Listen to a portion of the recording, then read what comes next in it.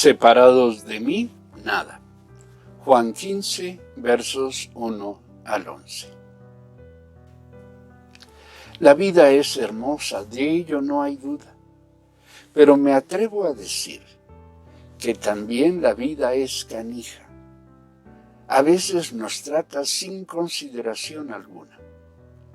Una de las cosas más difíciles a los que la vida nos enfrenta es a la evidencia de nuestra fragilidad, a nuestra incapacidad para hacer algo que pueda transformar en una mejor alternativa aquello que estamos enfrentando. Hace algunos años tuve el privilegio de servir como pastor a la hermana Carmen Martínez. En su funeral, señalé que esta mujer vivió literalmente con el santo de espaldas. Su vida fue una sucesión de pérdidas, de sus seres amados, de su salud, de su estabilidad económica, etc. Desde luego, ello explica que su carácter se haya perfilado de tal manera que en muchas circunstancias se encontró sola y aún aislada. Le resultaba difícil compartir la vida, y a quienes estaban a su lado no siempre les resultaba fácil comprenderla. Bueno, cada vez conocemos a más y más personas que, como Carmen, parecen vivir con el santo de espaldas. Algunas de estas personas muy cercanas a nosotros, tan cercanas que no pocas veces descubrimos que somos nosotros los que tenemos el santo de espaldas. Muertes, enfermedades inesperadas, enfermedades absurdas, pérdidas significativas. Nuestras relaciones, nuestros bienes, nuestros recursos, sean estos laborales, escolares, etc. En fin, ¿quién de nosotros no sabe que en la vida la alegría y el dolor van de la mano? Sin embargo, lo más terrible, la pérdida mayor de quien vive con el santo de espaldas, no es ni el dolor, ni el sufrimiento, ni la soledad, etc. El peligro, la pérdida mayor, es que quien enfrenta tales situaciones fácilmente puede perder de vista la razón fundamental, el propósito de su vida: agradar a Dios, sirviendo y colaborando con la tarea salvífica que nuestro Señor realiza en medio de los hombres. Las pérdidas que enfrentamos nos recuerdan que la vida se acaba y que no solo se acaba con la muerte, porque podemos estar acabados y seguir viviendo paradójicamente. Cuando era muy joven, Manuel, mi hijo mayor, me compartió el que, según me dijo en aquel momento, era su mayor temor: despertar y enfrentar una vida sin propósito, una vida sin sentido. Quienes viven así, dijo, de hecho están muertos. Somos como ramas secas, o podemos llegar a ser como ramas secas, colgando del árbol todavía, pero secas, agregaría yo. Algunos podríamos pensar que ante las pérdidas de la vida, resulta imposible vivirla llena y enteramente. Sin embargo, en personas como Carmen y en muchos otros, descubrimos que quienes no se dan por vencidos aprenden a identificar y a apreciar lo que puede vivirse en llenura y con plenitud. Que si bien es cierto que en la vida no todo llena y no todo es entero, también es cierto que lo que la vida da llena muchos de los vacíos de la misma, y que estos vacíos podemos vivirlos sin merma alguna, es decir, podemos vivir nuestros vacíos con llenura. Carmen, entre muchos creyentes que han vivido vidas difíciles, nos ha enseñado que el secreto para permanecer firmes en el propósito de honrar a Dios y de dar testimonio de su amor, de su poder y su salvación, no es un qué, sino un quién. Es Jesús, nuestra esencia, quien da plenitud a nuestra vida, da sentido a lo que hacemos, da valor a lo que tenemos y da fuerzas cuando la vida se empeña en debilitarnos. Vivir es mucho más que solo sobrevivir. La sobrevivencia es siempre pasiva, pero vive quien crea, vive quien produce para el bien propio y para el bien de los demás.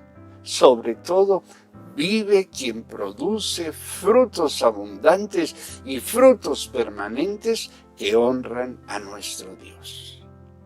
Muchos han encontrado que la vida es mucho más que un estado, una condición. La vida es una persona, Jesucristo.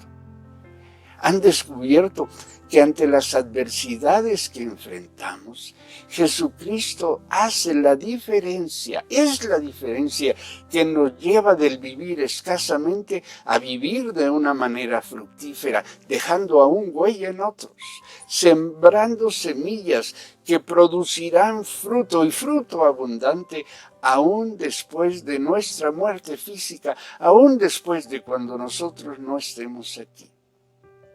En el pasaje que hemos leído, Jesús nos compara con las ramas que unidas al tronco llevan fruto.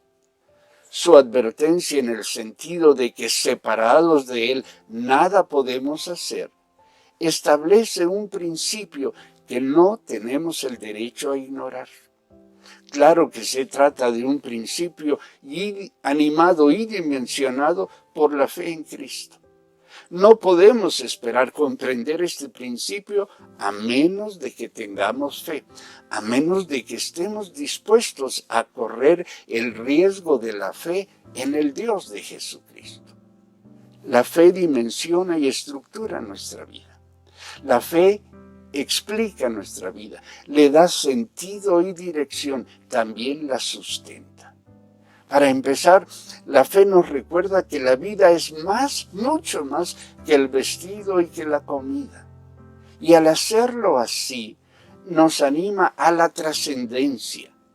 Dios, dice la Biblia, ha puesto eternidad en el corazón del hombre. Eclesiastés 3:11, repásalo.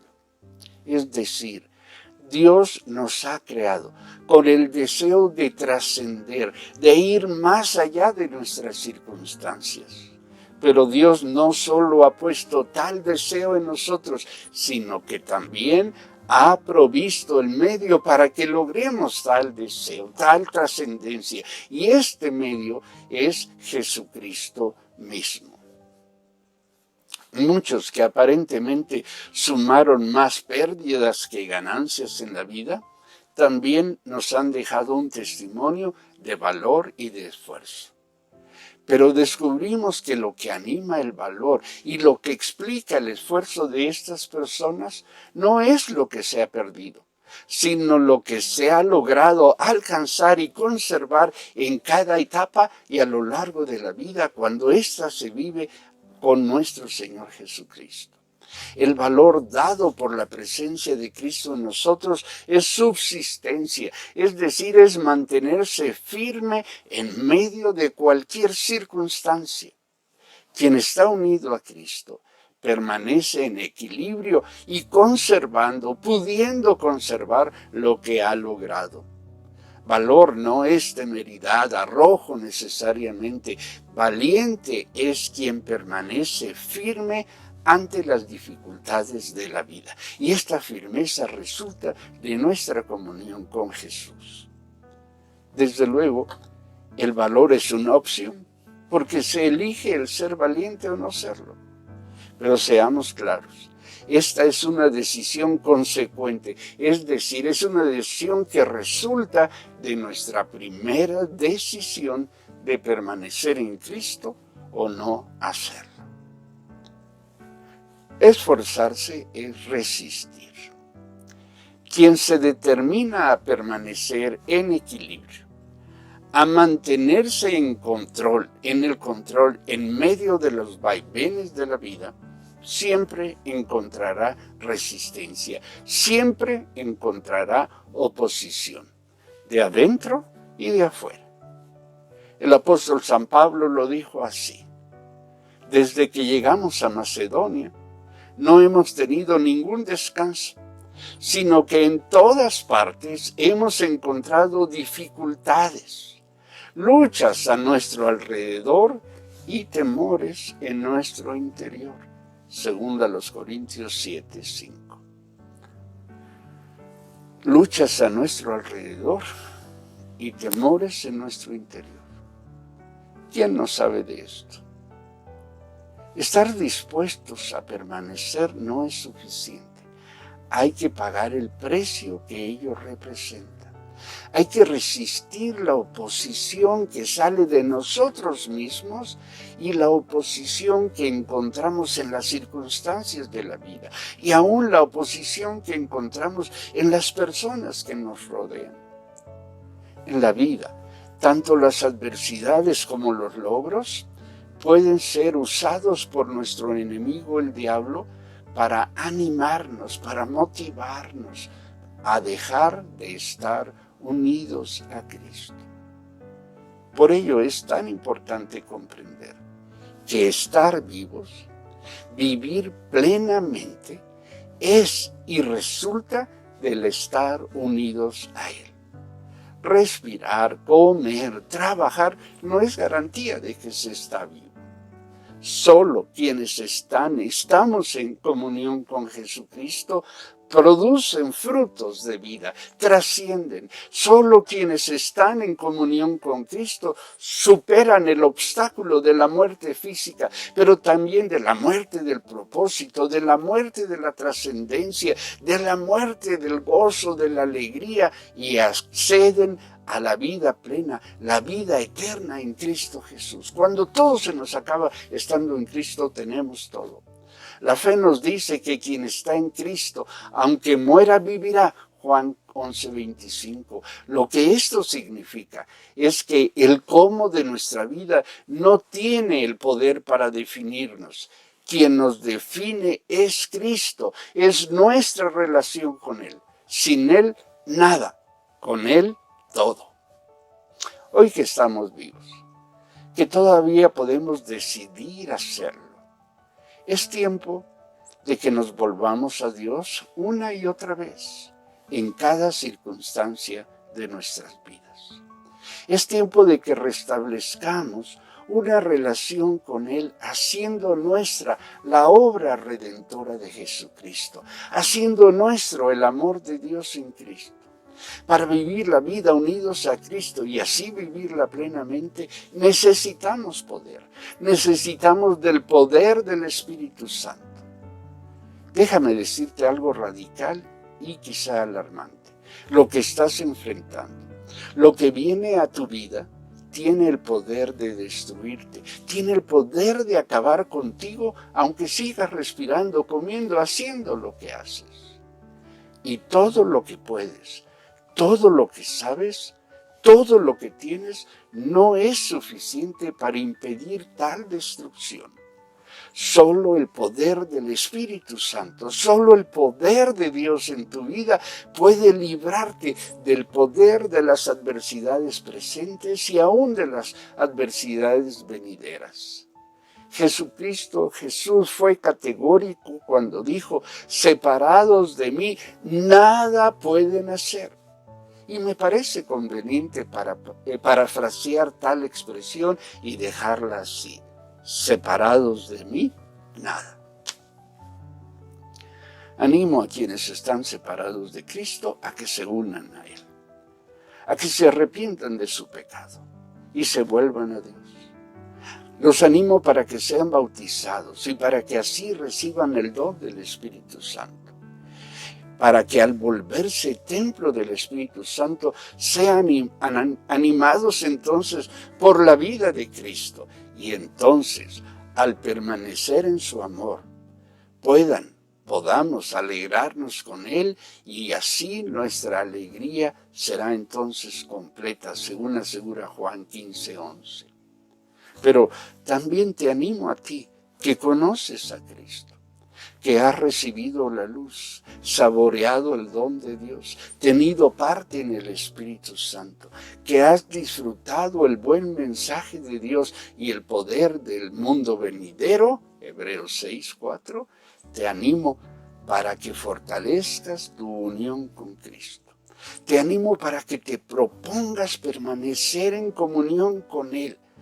Te animo para que corras el riesgo de perderlo todo, aun si ello fuera necesario, para mantenerte vivo y hacer tuyo el don de la vida eterna, permaneciendo unido a nuestro Señor. A esto los animo, a esto los convoco en el nombre de nuestro Señor y Salvador Jesucristo. Dios los bendiga.